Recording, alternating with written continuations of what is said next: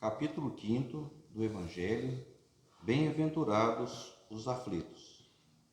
Causas atuais das aflições. De duas espécies são as vicissitudes da vida. Ou, se a preferirem, promanam de duas fontes bem diferentes, que importa distinguir. Umas têm sua causa na vida presente, outras fora dessa vida. Remontando-se à origem dos males terrestres, reconhecer-se-á que muitos são consequências natural do caráter e do proceder dos que os suportam. Quantos homens caem por sua própria culpa? Quantos são vítimas de sua própria imprevidência, de seu orgulho e de sua ambição? Quantos se arruinam por falta de ordem, de perseverança, pelo mau proceder ou por não terem sabido limitar seus desejos? Quantas uniões desgraçadas, porque resultaram de um cálculo de interesse ou de vaidade, e nas quais o coração não tomou parte alguma. Quantas dissensões e funestas disputas se teriam evitado com um pouco de moderação e menos suscetibilidade. Quantas doenças e enfermidades decorrem da intemperança e dos excessos de todo o gênero. Quantos pais são infelizes com seus filhos, porque não lhes combateram desde o princípio as más tendências. Por fraqueza ou indiferença, deixaram que neles se desenvolvessem os germes do orgulho, do egoísmo e da tola vaidade, que produzem a secura do coração. Depois, mais tarde, quando colhem o que semearam, admiram-se e se afligem da falta de deferência com que são tratados e da ingratidão deles. Interroguem friamente suas consciências todos os que são feridos no coração pelas vicissitudes e decepções da vida. Remontem, passo a passo, a origem dos males que os torturam e verifiquem se, as mais das vezes, não puderam dizer: se eu houvesse feito ou deixado de fazer tal coisa, não estaria em semelhante condição.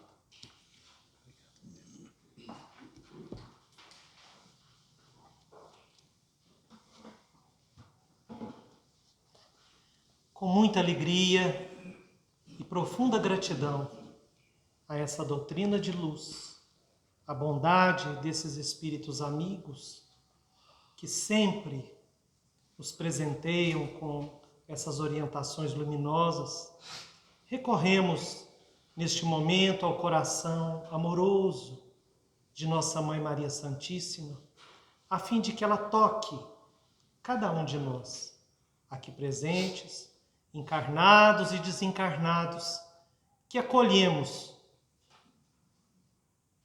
com sincero sentimento fraternal para que possamos juntos meditar em tudo que, através de André Luiz e de outros espíritos, nós vamos dizer e nós vamos juntos meditar para o nosso progresso, para a nossa evolução. Inicialmente, nos reportamos à questão do coração, porque os nossos sentimentos, quando eles estão confusos, quando eles estão revirados pela revolta, pela insatisfação, atrapalha o nosso raciocínio. E nós, como seres inteligentes que já somos, precisamos aprender a utilizar da nossa racionalidade para que, através daquilo que chega às nossas mãos ou aos nossos ouvidos, nós possamos aproveitar de uma maneira mais larga, mais eficiente. Então, todas as vezes que nós estivermos perturbados por problemas, por dificuldades, nós precisamos inicialmente recorrer à prece. a oração, respirar profundamente, procurando tornar serenos os sentimentos. Porque as pessoas desesperadas, aflitas, revoltosas, elas têm essa capacidade de também nos desequilibrar. Porque somos todos irmãos uns dos outros. E, sobretudo, aqueles que vivem conosco sob o mesmo teto ou são parentes ligados a nós, familiares, esses ainda têm um poder maior nesse sentido. Então não vai adiantar a gente recorrer ao Evangelho com os nossos sentimentos todos revirados. É preciso primeiro que nós venhamos a tornar serenos. Assim é que sempre a espiritualidade nos aconselha, em reuniões como essa que estamos tendo agora, que nós possamos disciplinar o nosso tempo para nós fazermos um esforço de chegar alguns minutos mais cedo para fazer esse trabalho. Esse trabalho de calmaria, muito necessária ao nosso espírito, para que nós venhamos a desligar um pouquinho das coisas de ordem material, a fim de que o nosso espírito possa assimilar pela mente, pela sensibilidade do espírito, aquilo que os amigos espirituais venham nos trazer. Hoje nós teremos, para a nossa meditação, 5 lembranças úteis que André Luiz nos traz através do livro Agenda Cristã. E nós vamos buscar, na vasta bibliografia espírita, o auxílio de outros autores que vêm também em nosso socorro para ampliar o nosso entendimento acerca dessas lembranças úteis que André Luiz nos traz. A primeira delas, ele diz para nós: não viva pedindo orientação espiritual indefinidamente. Isso começou a acontecer justamente com o advento da doutrina espírita, com a parte evangélica que começou a ser praticada através dos diversos centros espíritas em todo o mundo. Por quê?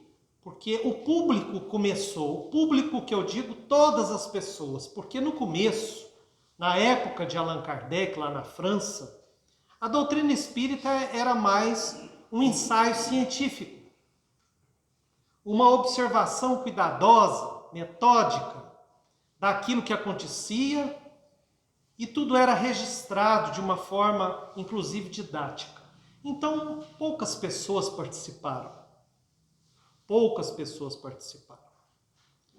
Mas depois que o Espiritismo se vulgarizou, sobretudo no nosso país, então o público em geral começou a frequentar as casas espíritas.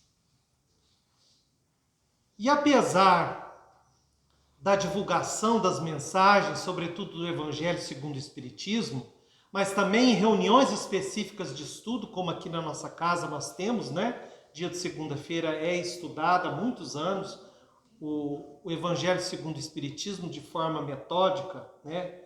Sequente, sistemática, o Livro dos Espíritos, o Evangelho segundo o Espiritismo e o Livro dos Médiuns. Nós começamos a perceber a busca por essas orientações espirituais. Então, na área da saúde, na área do relacionamento. Mas nosso irmão André Luiz vem dizer para que nós não abusemos dessas orientações. Por quê? Porque aquilo que a doutrina espírita já nos traz de conhecimento, de conteúdo, principalmente para que nós venhamos a nos conhecer Isso é muito importante. Cada um de nós tem um patrimônio espiritual. Cada um de nós tem uma história, tem uma família.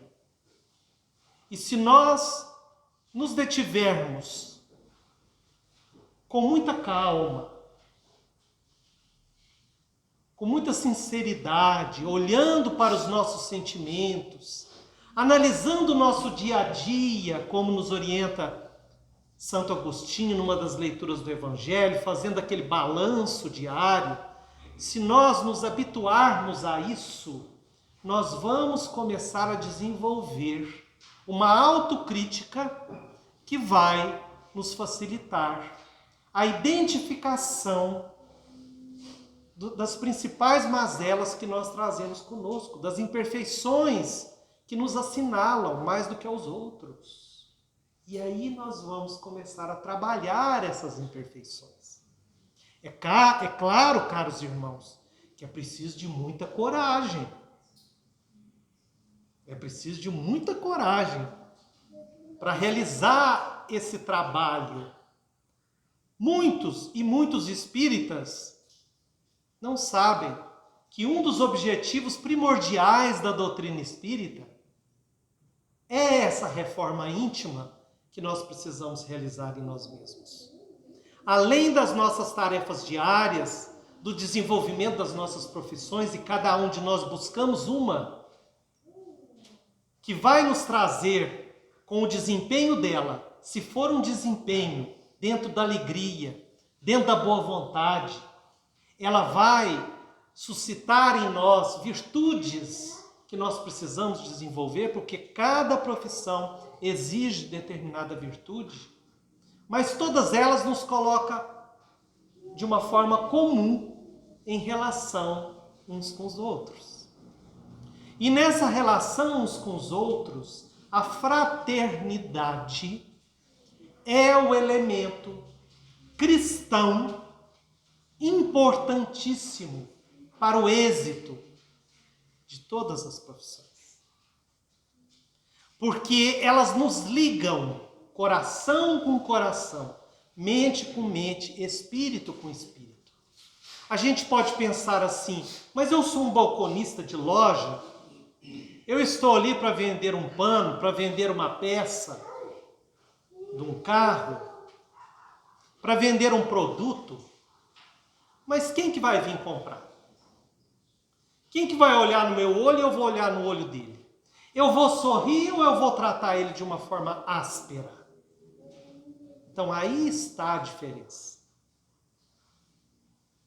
Quando nós colocamos o ingrediente cristão de alegria, de boa vontade, naquele relacionamento que, naquele ambiente, seria profissional, seria comercial.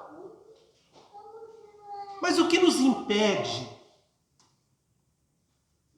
de ir além do relacionamento de cliente? O que nos impede de sermos um irmão, uma irmã daquela outra pessoa? Então assim é que nós vamos aperfeiçoando, que nós vamos burilando a nossa maneira de viver. Assim também a professora com o aluno, o patrão com o empregado, e assim por diante. Então esse é o primeiro lembrete útil. O segundo, muito importante, muito pertinente, sobretudo nos dias que passam, não gaste suas energias tentando consertar os outros de qualquer modo. Existe uma tendência, um hábito que está aí procurando ser divulgado pelas redes sociais, pela televisão, de nós ficarmos ocupados com a vida dos outros. De nós ficarmos analisando, observando o que as pessoas estão falando, como estão se comportando. E aí a gente começa a emitir opiniões. Nesse sentido, nós encontramos em Emmanuel, no livro Caminho Espírita, a lição 47, saber e fazer.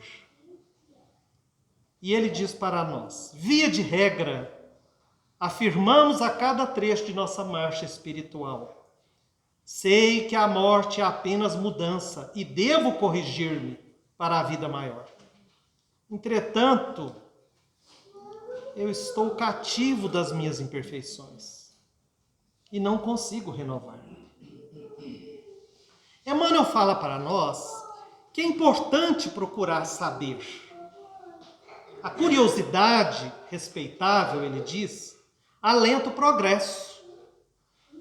Mas, se nós fizéssemos o melhor do que nós já conhecemos, muitos problemas seriam evitados. Então ele diz que, analisando de uma maneira geral, nós criamos muitas dificuldades para nós mesmos na Terra. Uma delas é essa, de querer corrigir os outros, de qualquer maneira. Nós agravamos consideravelmente as nossas dificuldades. Temos aquela ânsia de fazer sem saber. Mas nos atrasamos de saber alguma coisa e não fazermos. Então, André Luiz vem falar para nós que nós, através dessa doutrina abençoada, nós já temos muitas informações. Por que nós não colocamos elas em práticas? Os espíritos não se cansam de nos incentivar a prece, a oração. Por que o pai, por que a mãe, ao invés de discutir com o filho, de brigar com ele, de discutir, de falar alto, não ora, não vibra positivamente, não emite pensamentos de luz? Hoje, falta muito em nosso dia a dia o diálogo. Afirmamos não ter tempo. Não temos tempo. Porque assumimos muitos compromissos. Mas não nos esqueçamos. Assim como nós, principalmente as crianças, os jovens, precisam de um tempo. Nós precisamos sentar com eles, olhar nos olhos deles e perguntar: como foi seu dia? O que aconteceu? Deixar eles falar. Porque se eles não se abrirem conosco, se nós não cultivarmos esses laços de amizade com eles, a quem eles vão recorrer? Mas eles vão buscar. E quem vai atender eles? O que essas pessoas vão falar? O que elas vão aconselhar? O que elas vão orientar? Então nós vamos deixar na mão dos outros. Enquanto que a tarefa é nossa. Em terceiro ponto, a terceira lembrança, ele fala para nós: não acuse os espíritos desencarnados e sofredores pelos seus fracassos na luta. Olha que coisa interessante que ele vem dizer para nós. Porque depois que a doutrina espírita se vulgarizou e nós passamos a considerar como nossos companheiros de jornada os nossos irmãos desencarnados, então nós temos às vezes essa facilidade. Quando alguma coisa ruim acontece, a gente logo pensa: é algum espírito que me atrapalhou, que atrapalhou alguma coisa, né? E nem sempre é assim. E aí o nosso irmão Luiz Fernando leu para nós. Nós vamos ler só uma frase do que ele leu para nós das causas atuais das aflições.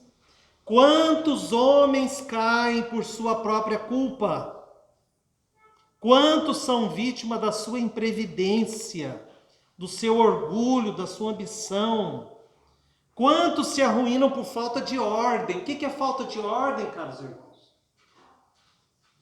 Organização.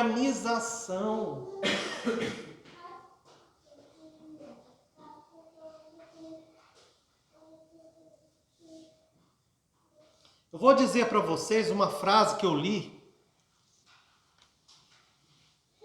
há muitos anos atrás. Receita Federal era no centro da cidade. Acho que aqui ninguém vai se lembrar disso. Não era naquele prédio, era no centro da cidade. Era um prédio cedido pela prefeitura no centro da cidade. E eu, como já trabalhava em escritório de contabilidade, tinha que ir muito lá, pessoalmente. E eu li uma frase que uma das servidoras imprimiu, né? Colocou numa folha. Na época não tinha computador, ela escreveu mesmo. Havendo um lugar para cada coisa, e cada coisa estando em seu devido lugar, haverá lugar para tudo, e tudo se encontrará. Olha bem, eu não esqueci. O que acontece quando a gente não tem essa disciplina? Vamos dizer na nossa casa, não vamos dizer no ambiente de trabalho. Porque no ambiente de trabalho isso é imprescindível. Quem tem uma loja, uma papelaria, por exemplo, e pega uma coisa e guarda fora do lugar, como é que vai achar aquilo ali? Na nossa casa, quantas vezes nós ficamos desesperados porque perdemos a chave do carro? Não sabemos onde colocar. Falta de ordem, caros irmãos. Uma coisa básica, uma coisa simples. Nós complicamos a nossa vida e brigamos com os familiares. Falando que foi o outro que pegou, que não colocou no lugar certo. Às vezes a gente chega, é uma questão de disciplina mental. Nós precisamos viver sabendo o que nós estamos vivendo, aonde nós estamos e o que nós estamos fazendo. A gente chega com a cabeça já no que nós precisamos de fazer, pegamos a chave, jogamos no sofá e ela cai ali no meio daquelas almofadas, e aí na hora que a gente tem que sair, porque a gente não se organiza, e já sai atrasado, cadê a chave? Aí a gente fica doido. E bota todo mundo doido também, né? Fica todo mundo doido. Os filhos ficam doidos, a mulher fica doida, e a gente fica nervoso, a gente já sai agitado. O que pode acontecer? Na primeira esquina a gente pode bater. Falta de ordem, de perseverança. Porque nós queremos as coisas fáceis. As coisas não são fáceis. Pelo mal proceder, por não terem sabido limitar os seus desejos. Então é fácil, mas só que a gente não quer. A gente prefere acusar os outros. Remontem passo a passo a origem dos males que os torturam e verifiquem se as mais das vezes não poderão dizer: se eu houvesse feito ou deixado de fazer tal coisa, não estaria em semelhante situação. Causas atuais das aflições. Os espíritos não são culpados. Eles podem só nos incentivar, né? Atiçar a nossa pressa. E a pressa é o quê? Inimiga da perfeição. Na quarta lembrança útil, ele diz para nós: não recorra sistematicamente aos amigos espirituais, quanto a comezinhos deveres que lhe competem no caminho comum. Nós estamos encarnados, estamos falando de nós encarnados. Nós temos obrigações, nós temos deveres. São nossos, não são dos espíritos. Então nós não devemos ficar ocupando os espíritos superiores com essas coisas de ordem material. Mesmo na casa espírita, nós sabemos que nós podemos perguntar? Podemos. E eles têm o direito de responder. Mas geralmente, quando nós perguntamos uma coisa que é da nossa decisão, eles dizem: isso é vocês que têm que resolver, vocês que estão no plano físico. Nós estamos no plano espiritual.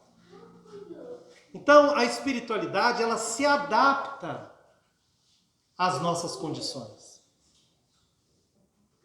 Então, existe uma forma de viver, de conviver, que facilita a atuação deles sobre nós de forma positiva? Sim, sem sombra de dúvida. O culto do lar, no lar, é uma delas. Quando nós nos organizamos em família para, reunindo-nos, convidarmos os bons espíritos a nos assistirem, auxiliar na manutenção fluídica, positiva do nosso lar. Eles estarão lá. Mas nós precisamos de ter disciplina para isso.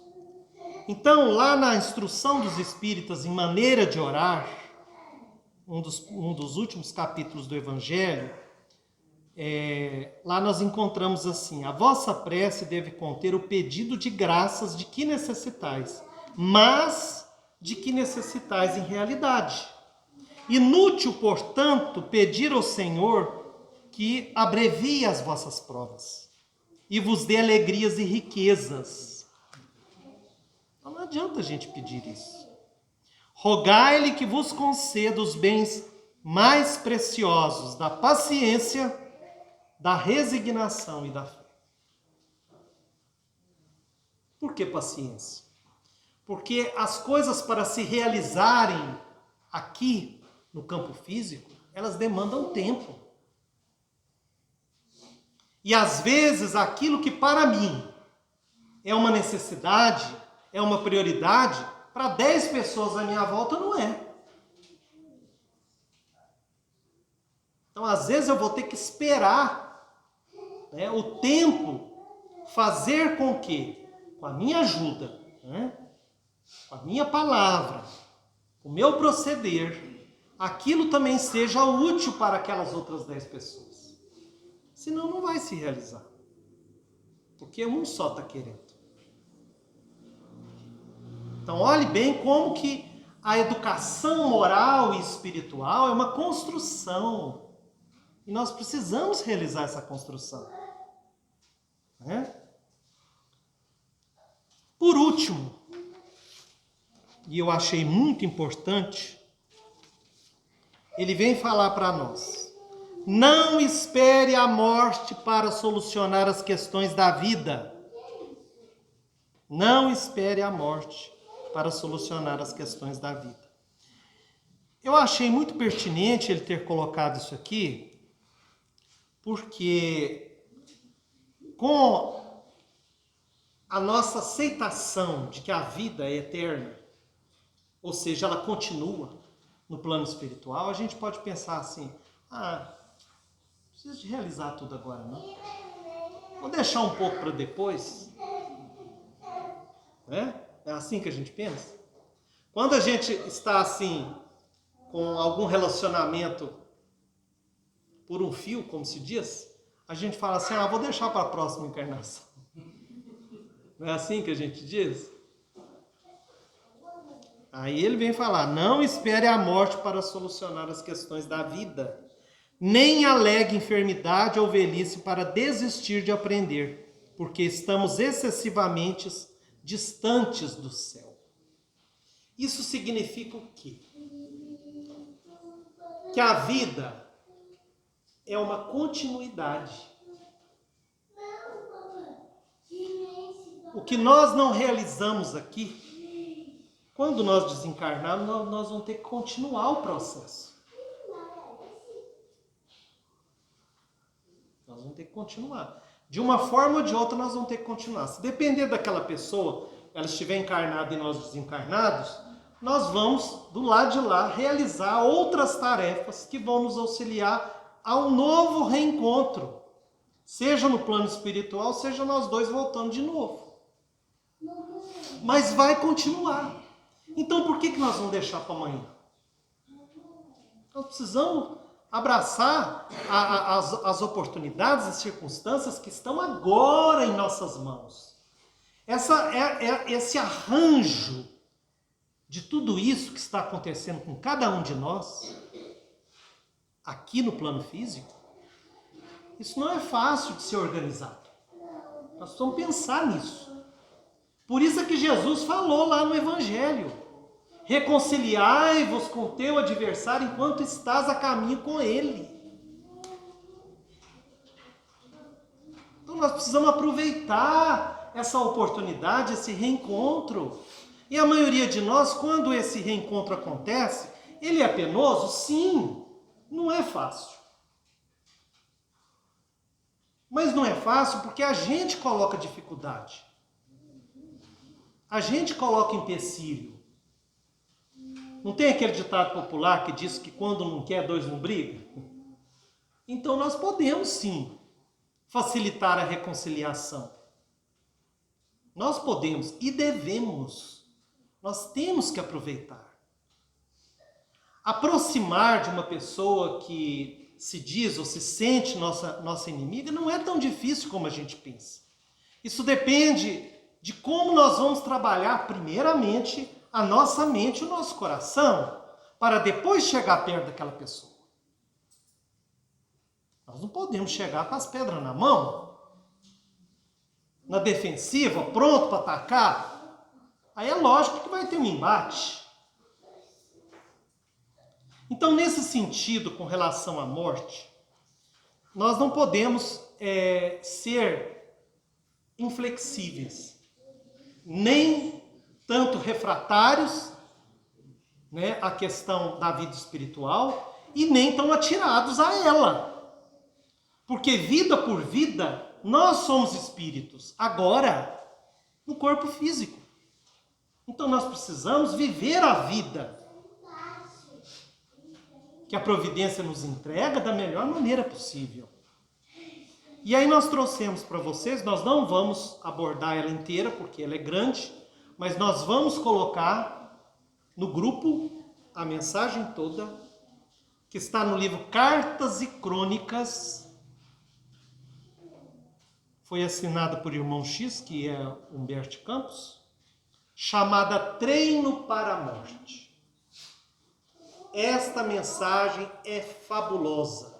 E ele nos traz 12 quesitos para nós trabalharmos, a fim de que, ao desencarnarmos, nós estarmos o máximo possível com as nossas atividades junto aos nossos irmãos e aqui na Terra, desincumbidos delas. É muito interessante esta mensagem, porque ele foi indagado, né? Várias pessoas indagaram ele, o Chico, perguntando para eles se haveria uma forma de a gente fazer um treinamento para o homem enfrentar as surpresas da morte, né, de uma maneira mais tranquila. Porque nesse momento aqui, com certeza, né, muitos já tinham se comunicado, manifestado seu assombro. E cada um trazendo um problema diferente, que ele teve que enfrentar, passando para o lado de lá. Então ele vem falar para nós que, apesar dele não se considerar suficientemente capaz para poder responder essa questão, ele traz para nós alguns itens. Ele diz assim: preliminarmente admito, deva referir-me aos nossos antigos maus hábitos. A cristalização deles aqui é uma praga tiranizante. Os nossos maus hábitos não são enterrados com o corpo físico. É a primeira coisa que ele vem falar para nós. Eles vão com o perispírito e se cristalizam, ou seja, quando uma coisa fica cristalizada, ela fica dura, ela fica difícil de derreter. Então nós vamos ter dificuldade nisso aí do lado de lá. Depois disso ele vem falar para nós sobre o prato de comida de cada dia. Ele fala para nós sobre os excitantes, as bebidas. Ele vem falar para nós sobre os abusos do fumo. Vem falar para nós sobre a tentação dos narcóticos. Fala para nós sobre o sexo. A questão do dinheiro, que nós precisamos resolver. Quem tem bens, a questão do testamento. Essa questão é muito interessante. Ele fala assim, ó: se a sua papelada não estiver em ordem, você padecerá muitas humilhações através de tribunais e cartórios.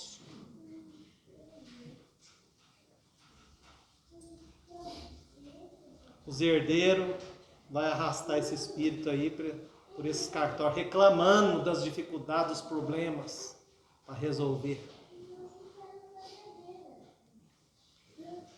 Depois ele fala para nós sobre os laços consanguíneos. Nós precisamos cuidar desses laços, porque eles podem se transformar em algemas pesadas. Fala para nós sobre a fé religiosa, se a gente já tem alguma fé religiosa, para a gente viver de acordo com os preceitos dessa fé. Para nós fazer o bem que a gente puder, para a gente conservar o nosso nobre sorriso, para nós trabalharmos sempre, trabalhar sem cessar. Porque ele diz que o serviço é o melhor dissolvente de nossas mágoas. E as nossas mágoas nos retêm.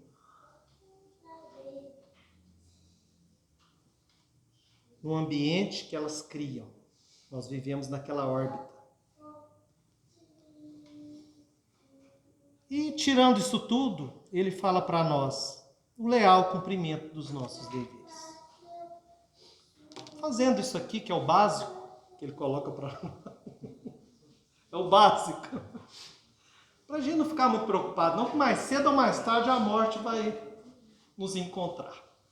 E vai nos colocar para enfrentar a realidade, sobretudo daquilo que nós não fizemos ainda. E precisamos esperar que outros façam, mas muitas das vezes reclamando, né? E nos mantendo presos até que aquela situação toda seja resolvida. Nós agradecemos muito a atenção de todos e que a infinita bondade de Deus nos abençoe hoje e amanhã.